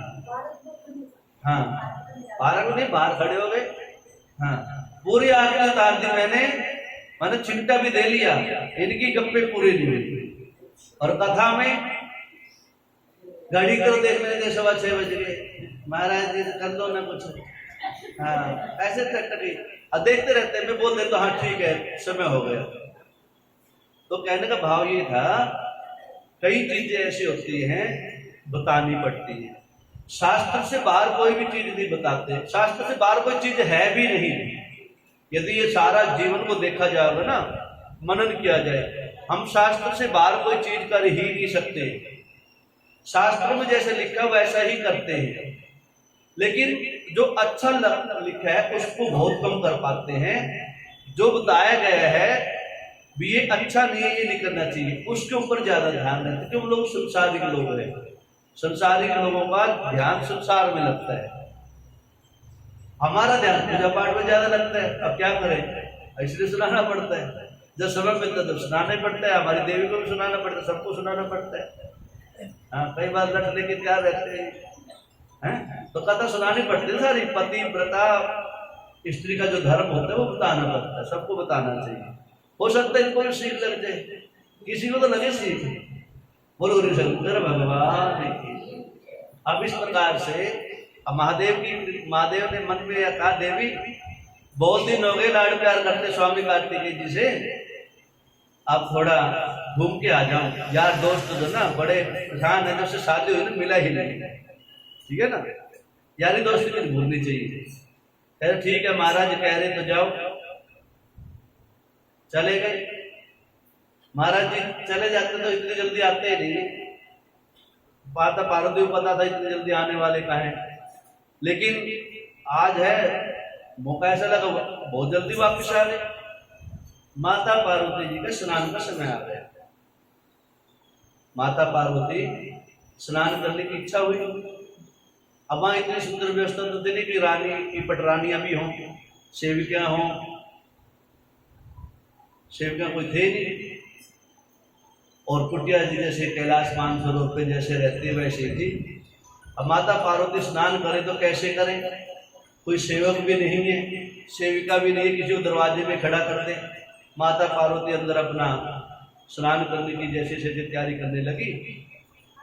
अब स्नान करूं, कोई आ जाए, कोई संत आ जाए, कोई ऋषि आ जाए, कोई ब्राह्मण आ जाए, कोई देव आ जाए, कोई अतिथि आ जाए, कोई अभ्यागत आ जाए, कोई भी आ जाए और पुकार करेगा और अंदर आ जाएगा तो मैं उसकी सेवा में हाजिर नहीं हो पाऊंगी। तो ये विचार मन में चलता है, और विचार को ही मन में चलाना होता है। हर जीव को एक हृदय में एक विचार चलाना चाहिए। जब भी ऐसा लगे ना अकेले बैठे, जब सारे इकट्ठे बैठे ना गप्पे मार रहे हो, जब किसी के मन में विचार नहीं आता है, फिर विचार आते हैं, तर्क वितर्क आती है। जब जीव अकेला हो जाता है फिर उसके मन में जो विचार उत्पन्न होता है। इसलिए कहते हैं भोजन भजन और शयन, जो बता रहा था थोड़ी देर पहले, भोजन भजन और शयन अकेले का होता है। जब भोजन करना हो ना बड़े शांत भाव से करना चाहिए, भागते भागते नहीं। थाल लगा मिलकर तुरंत कुछ भी देखा क्या खा रहे हो नहीं, कहते हैं 1000 काम छोड़ करके खाना चाहिए। 1000 नहीं तो 100 काम छोड़ के, पता लगे 1000 काम तो है ही नहीं। हाँ 100 काम छोड़ करके जो है ना भोजन करना चाहिए। और 100 काम मतलब कोई विशेष काम भी छोड़ देना चाहिए भोजन के लिए। क्यों, सारी स्थिति हम भोजन के लिए कर रहे हैं, कमा भी रहे हैं, चल भी रहे हैं, वो भी कुछ भी काम कर रहे हैं, इस पेट के लिए तो कर रहे हैं। इस पेट को जो है बड़े व्यवस्थित तरीके से पालो। इसलिए कहते हैं भोजन के समय जो है बिल्कुल चिंता मुक्त होकर के, बिल्कुल शांत भाव से, कोई टेंशन नहीं, बिल्कुल टेंशन फ्री होकर भोजन करना चाहिए। हाँ देख रहे तो ठीक है, मोबाइल लगा के बैठ जाते हैं, कथा सुनते रहते हैं, समाचार सुनते रहते हैं। अरे समाचारों में तो शांति प्राप्त होती है, समाचार सुन के भोजन करते रहते हैं। बोलो हरिशंकर भगवान की। और 1000 काम छोड़ के सोना चाहिए। मैंने उल्टा नियम लागू किया, ये तुम्हें सोता होगा। हाँ, इसलिए कहते हैं भोजन भजन और शयन, ये तीनों चीजें बड़ी शांति की होती है। और 3 चीज के लिए जीवन बना भी हुआ है, ठीक है ना। इनको बड़े प्यार से करना चाहिए। भोजन की जब थाल सामने आ जाए, उस गोविंद का शुक्राना करो, धन्यवाद करो, प्रभु आज जो है आपकी कृपा से सुंदर भोजन प्रसाद हमको ग्रहण हो प्राप्त हो गया, आपकी दया बनी रहे। भोजन और भजन, भजन में भी ऐसे ही होना चाहिए। बहुत सी बातें वो देखते हैं यहाँ पर, ओम जय शिव ओंकार, बहन जी और शिव क्या हालचाल है? बोले हर शिव ओंकार। अरे चुन्नी जल गई तेरी, अरे क्या फलाने की बहन, क्या क्या क्या क्या। अच्छा फिर चलिए, ब्रह्मा विष्णु सदा शिव। पंडित जी राम राम, भगवान आशीर्वाद दे देना, प्रसाद दे देना। अरे भैया किस किस को फंसाओगे? अभी तो एक ही लाइन गाई है, पूरी आरती के अंदर पूरे सेक्टर को शामिल कर लेते हैं। ये भजन करते हैं हम लोग, और माला फेरने लग जाते हैं। गुरु महाराज ने मंत्र दे दिया, बेटा 2 माला फेरा करना, ठीक है। दूध चढ़ा दिया गैस के ऊपर, दूध में उफान तो आएगा ही, या तो उसका उफान ठीक कर लो या अपना उफान ठीक कर लो। माला गोमुखी दे रखी, माला सटका रही है, दूध। अरे सुना, अरे सुनियो तो मम्मी, ए बेटा देख दूध निकल गया। हाँ मम्मी देख रही हूँ। फिर 2-4 दाने आगे पीछे करे, पता नहीं आगे करे पीछे करे। अरे निकम्मी देख रही, निकल गया, जल गया। अरे भैया ये भजन करते हैं हम लोग हैं। और फिर चलो, ये तो घर की व्यवस्था है। एक दिन मैं यहाँ बैठे बैठे भजन कर रहा था, हाँ, और भजन की व्यवस्था बता देता हूँ, तो फिर आप मेरे ऊपर हंसोगे नहीं। भजन की अवस्था बताई गई है। मैंने पहले दिन बताया था, माता पार्वती भोले बाबा से क्या कह रही है, या जीव जब अकेला होता है, पत्र पुष्प लौंग इलायची जल का लोटा कुछ भी नहीं हो। मान लो रेत की यात्रा कर रहे हो, यहां से गंगा सागर जाना है, मान लो जाना है सबको, चलो गंगा सागर चलते हैं। हाँ बैठे बैठे मैं ये कहता हूँ, मैं ये स्नान करवा देता हूँ, हर बार कहता हूँ गंगा सागर लेके चलेंगे, अगला त्रिवेणी के लेके चलेंगे, यही है। बोलो हरिशंकर भगवान। गंगा सागर की यात्रा में 25-30 घंटे की, 40 घंटे की यात्रा है। उस यात्रा के अंदर नहाना धोना और पूजन भजन की सामग्री की व्यवस्था नहीं हो पाती है। ये तो हमारी गृहस्थियों की बात नहीं है। और ये जो प्रसंग आ रहा है, जो कथा आ रही है, ये जंगल की आ रही है, हिमालय की पर्वत की आ रही है। जहाँ संत महात्मा लोग पूजन करते हैं, वो पूजन कैसे करते हैं भगवान का, वैसे ही पूजन करना चाहिए हम लोगों को। हर रोज नहीं, कभी पता लगे हर रोज करने लग जाओ तो यहाँ पर पता लगे एक भी सड़ा हुआ केला भी नहीं चढ़ा आया था ना, फल फूल लेके आया करो यहाँ पर जब भी। हाँ, दूध भी चढ़ा के जाया करो, लड्डू भी चढ़ा के ले जाया करो, लेकिन साफ सुथरा चढ़ा के जाया करो। सबसे सड़ा हुआ जो फल होगा ना, जो फ्रिज अपना फेंक देती बाहर इसको निकाल के, वो फल जो है भोले बाबा को चढ़ाते हैं हम लोग आते। सबसे पुराना नोट जो है ना, चुप्पक देसी, कुछ तो पहले उसकी सांस निकली होती है, नसें मरी होती है, कुछ और उसको मुट्ठी में ऐसे करके लाती है, और चुप्पक देसी दान पात्र में यहाँ चढ़ा जाती है। मैं रोज देखता हूँ उनको चढ़ा के जाता हूँ। तो ये जो है, ये विधान नहीं है, शास्त्रों में बताया गया है। हाँ सुन लो अब, हाँ सुन लो। मेरे पास जो है 480 रुपए तो रामोदार जी को दे रखे मैंने बदलवाने के लिए। हाँ हाँ, आपने भी कहा था। हाँ, ये भी कहे थे कोई फटे हुए नोट हो, मैंने क्यों मांग रहे मुझसे फटे हुए नोट? मैं तो नए नए करारे आए मेरे पास। हाँ?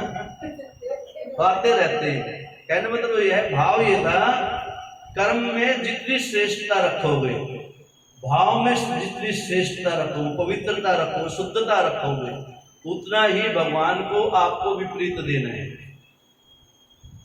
एक माता जी थी, अब याद कथा आ गई। हाँ, कथा पूरी करो तो क्या ये कहने लगे। हाँ, एक माता जी थी, रोज आया करती थी।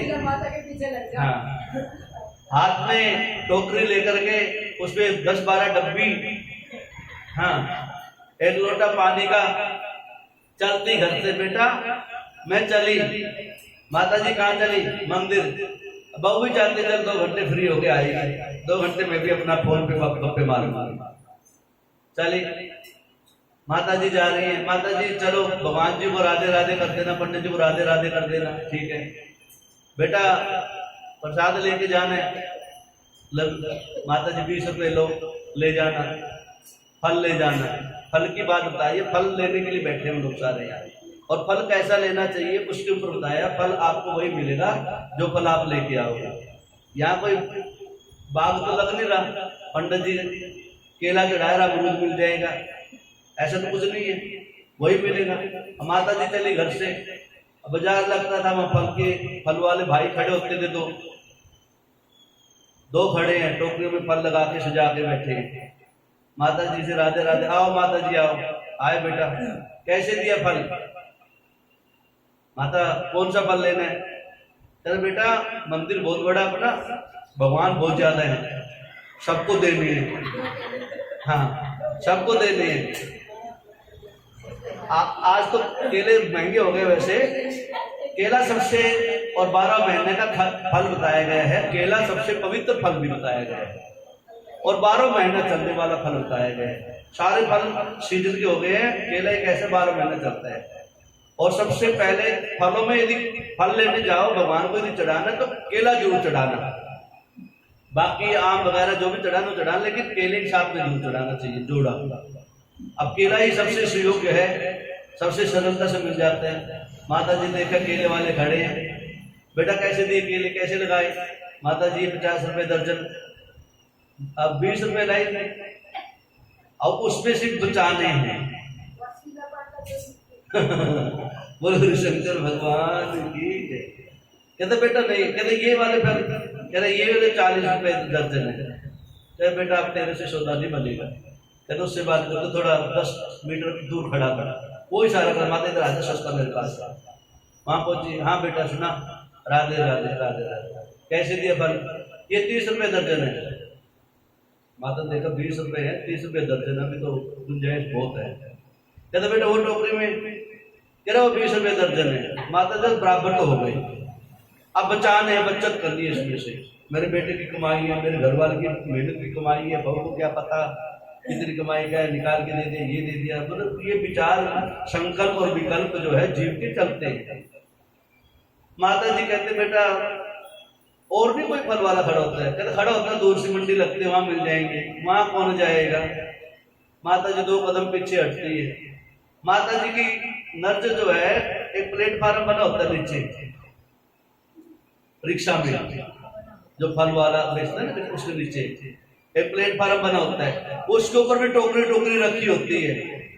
आज जो सड़ा सड़ा गाला फल होता है ना, वो तोड़ तोड़ के उसमें डालता रहता है। जो ऐसे जो जाते समझ ना, दे जाएंगे, जो जिस भाव से लेकर दे देंगे। होते हैं उनके चलने वाले, ऐसे नहीं खोटा सिक्का ही चलता है, सही तो हरदम चलता है, खोटे को चलाना पड़ता है। तो वो ऐसे फल रखे थे जो 2-3 दिन के बासी थे। तो माता ने देखा बेटा फल तो नीचे भी रखे हैं। कहता हाँ माता फल तो नीचे भी रखे हैं। कहते फिर वो कह रहा आप जैसे नहा धो के आ रहे हो ना, तैयार होके आ रहे हो, और हाथ में टोकरी है, पूजा की सामान लेके चल रहे हो ना, आप मुझे पता मंदिर में जा रहे हो, लेकिन ये मैं सच्चा कहता हूँ कि मंदिर में चढ़ाने लायक फल नहीं है, ये थोड़े गीले गीले हैं, पका ज्यादा पका हुआ फल है ये मत लेके जाओ। तेरे को क्या मतलब इस चीज से लेके जाओ ना लेके जाओ, तेरे को पैसे चाहिए ना, तेरे को दुकानदारी करनी है, कहते करनी है। कहते उनमें से 2 छांट के अब उसने वो टोकरी उठाई, ऊपर रख दी। माता जी आप अपने हिसाब से छांट लो। माता ने उसमें अच्छे अच्छे अच्छे अच्छे जो है ना छांट के फल रख लिए। कहते रेट यार माता जी इनका वैसे तो कोई रेट नहीं, जो आपकी इच्छा दे देना। माता भी ये चाह रही थी। अब ऐसे करते करते जो है कहता बेटा तू हर रोज मिला करना मेरे को, ठीक है ना। अब माता जी को लगा कि 1 दर्जन की जगह 2 दर्जन ले लो, रेट भी आते होंगे, दर्जन और सभी देता हूँ, एक एक खिला ही दूंगी और पक्का फल है खिला दूंगी। अब आए माता जी थैला लेके, टोकरी लेके, राधे राधे महाराज, राधे राधे, आओ माता आओ, सभी दे देता हूँ वो फल चढ़ाए। अब माता जी जैसे चढ़ा के जाए मांगने वाले भी आ जाए, और साथ तो बांटना ही है ना, कोई घर तो नहीं लेके जाना पंडित जी को। कोई लोग कहते हैं पंडित जी महाराज जी आप लेके नहीं जाते फल अपने घर के लिए। मेरे को बहुत से लोगों की शिकायत है यहाँ पर, सब लोग कहते हैं, लोग सभी कहते हैं आप मंदिर से लेके क्यों नहीं जाते। मैंने जी मेरे घर में खाने वाला ही नहीं, मैं साफ कहता हूँ कोई खाता ही नहीं है, ठीक है ना। फिर इन्होंने व्यवस्था ऐसी बना रखी है, फिर प्रसाद को देख के ही बताया ना खाना छोड़ दिए।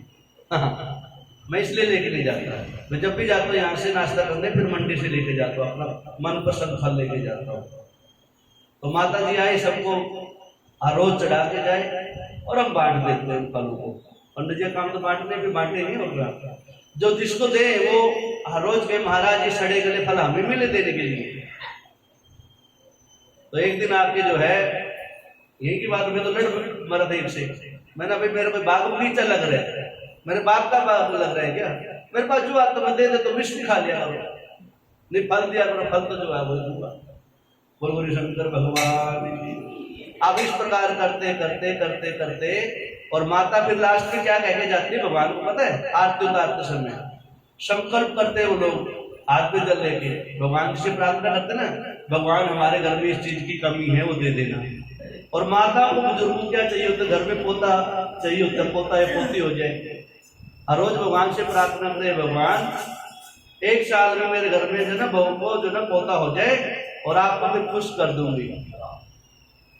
और पंडित जी भी ऐसे करते, माता जी ठीक है भगवान को भोग लगा दिया, हमने भी क्या करे लगा देते थे भोग। और भगवान जी ने, हाँ भगवान जी ने जो है 9वें महीने में 10वें महीने में उनके घर के अंदर एक सुंदर पुत्र की प्राप्ति होगी, पोता हो गया। बोल शंकर भगवान की। लेकिन बधाई बजने लगी, दाई अम्मा आई हुई थी। आजकल तो हॉस्पिटल में बच्चे होते हैं, इसी के अंदर पता लग जाता है दूरबीन से। पहले दाई अम्मा आया करती थी गाँव में, अंधेरे की कोठरी होती थी, 2-4 घंटे तो पता लगता लड़का हो कि लड़की हुई। 2-4 घंटे के बाद में बधाई बुधाई गा रहे थे तो उसके अंदर से आवाज आई, अरे अम्मा बात सुनो।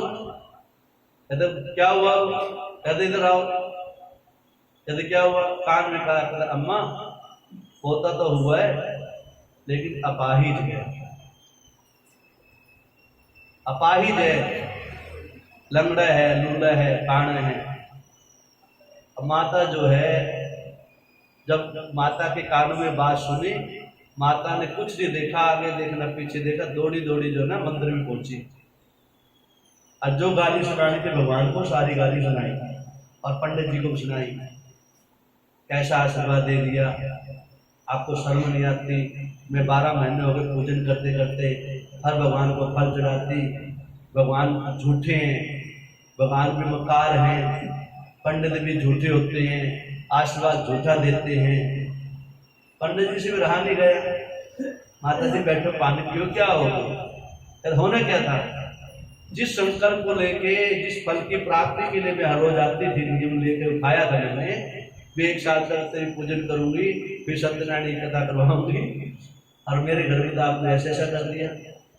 फिर माता इसमें मेरा, अब मेरे भगवान का क्या दोष है, इससे हमारा क्या दोष है। कह रहे क्यों, तुम्हारा ही तो दोष है, तुमने तो ऐसा आशीर्वाद दिए। कह रहे इसमें हमारा क्या दोष है, जैसा फल आपने चढ़ाया, जैसे पूजन आपने जैसा किया, तो भगवान ने वैसे ही आपको फल दे दिया। भगवान अपनी तरफ से कुछ नहीं देते हैं, जो आप करोगे, जैसा आप चढ़ाओगे, जैसा आप खाओगे, जैसा पहनोगे, वैसे वैसे गा देगा। पटावा पजामा पहनो, सभी कहेंगे पटावा तो पहन रखे, और उसको कौन कहेगा पैंट कोट पहन रखे, कोई कहेगा थोड़े। जैसी शक्ल शुरू होगी हंसते हुए हंसता आ जाएगा, रो रहा तो रोता हुआ कहा जाएगा।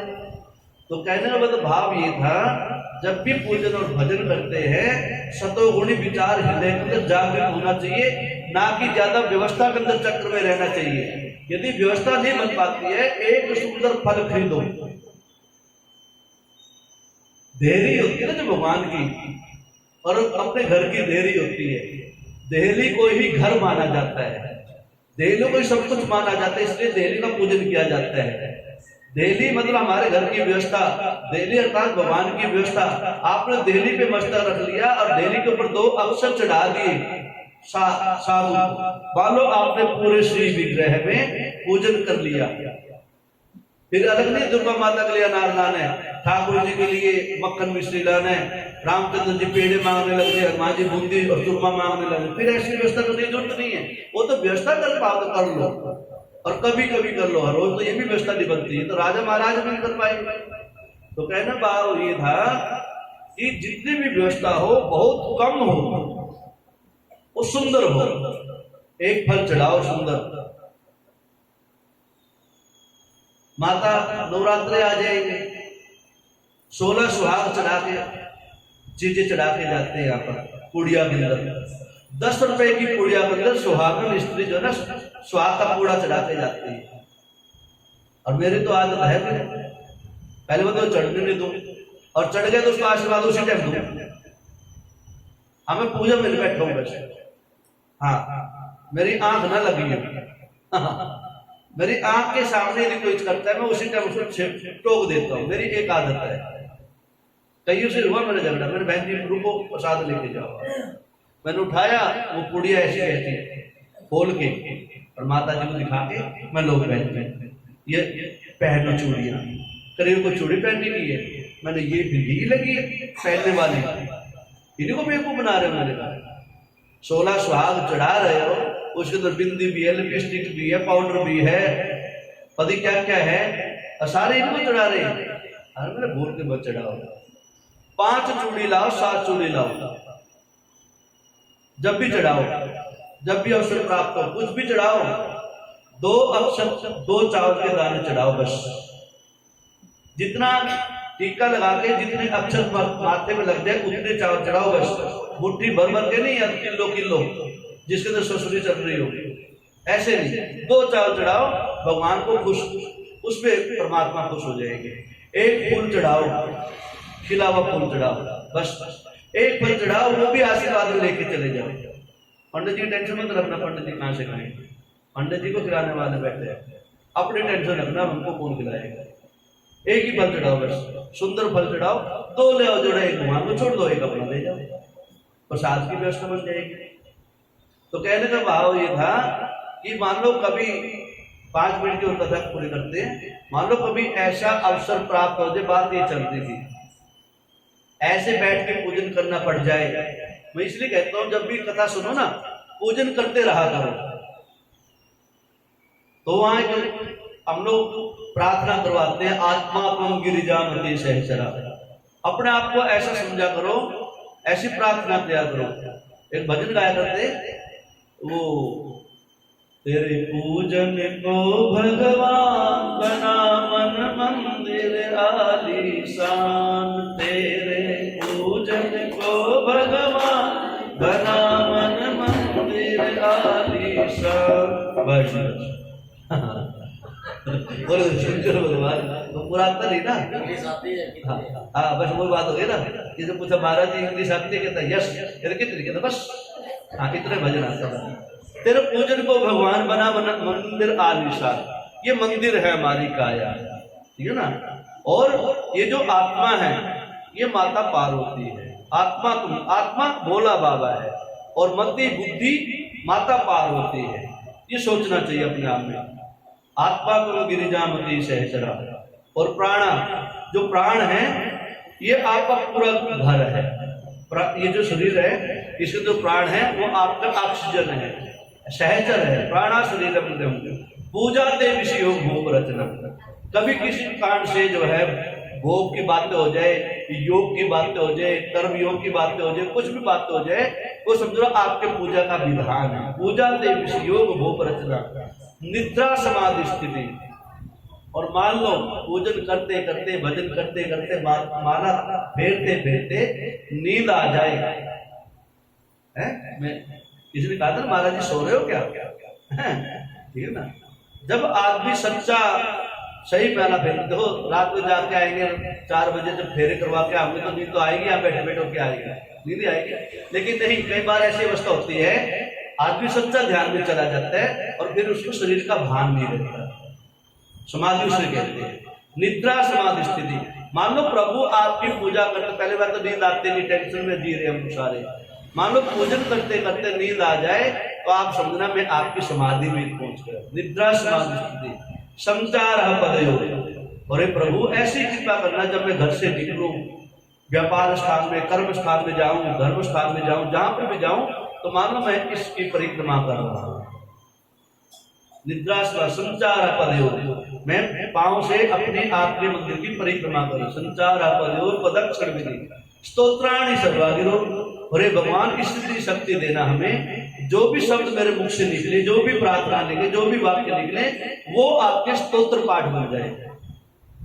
निद्रा संचार पदयो पद स्तोत्राणि सर्वागिरो। और लास्ट में क्या कहता है फिर करता हुआ जीव, यद्यत कर्म करो वितद्दखिलम शंभो स्तवारा। हे प्रभु मैं जैसे भी करूं, सोता हुआ करूं, जागता हुआ करूं, चलते हुए करूं, फिरते हुए करूं, खाता हुआ करूं, उड़ता हुआ बैठता, जो भी करूं वो सब आपके पूजन का विधान बन जाए। मेरे को इतनी शक्ति देना, मेरी इतनी बुद्धि को निर्मल करना, ऐसा पूजन करना चाहिए। ठीक है ना। नहीं तो फिर सुंदर व्यवस्था रखनी चाहिए। कम चढ़ाओ भगवान को, बहुत सुंदर चढ़ाओ। जो आपको कहते हैं ना, मेहमान कोई घर में आ जाता है तो उसको क्या चाहते हैं, मेहमान खुश हो जाना चाहिए। किसी दिन घर में व्यवस्था ना हो मिठाई मंगाने की, लेकिन मेहमान आ जाएंगे तो कहीं से भी कर्जा लेके उन्होंने उनको मेहमान को मिठाई खिलाना। जब इतना भाव जागृत हो जाता है तो ये तो मेहमान के मेहमान है, ये तो जगदीश्वर है, तो इनको तो इतनी सुंदर व्यवस्था करनी चाहिए और वो चीज लानी चाहिए जो आपको सबसे श्रेष्ठ लगती है। कम चढ़ाओ, एक वस्त्र चढ़ाना है, एक रुमाल चढ़ाओ, रुमाल ऐसा चढ़ाओ जो ऐसा लगे जिससे पसीना पूछ जाए, ऐसा नहीं जो पसीना अपना भी पसीना छोड़ दे कलर। हाँ, ऐसी व्यवस्था। तब जाके कहीं कहते जब इतना निर्मल बुद्धि जीव की होती है, तब कहीं जाके वो परम पिता परमात्मा अपने आप को अपने चरणों के लायक बनाता है। बोल शंकर भगवान की। ओम नमः शिवाय, हरि ओम नमः शिवाय, हरि ओम नमः शिवाय, हरि ओम नमः शिवाय, हरि ओम नमः शिवाय।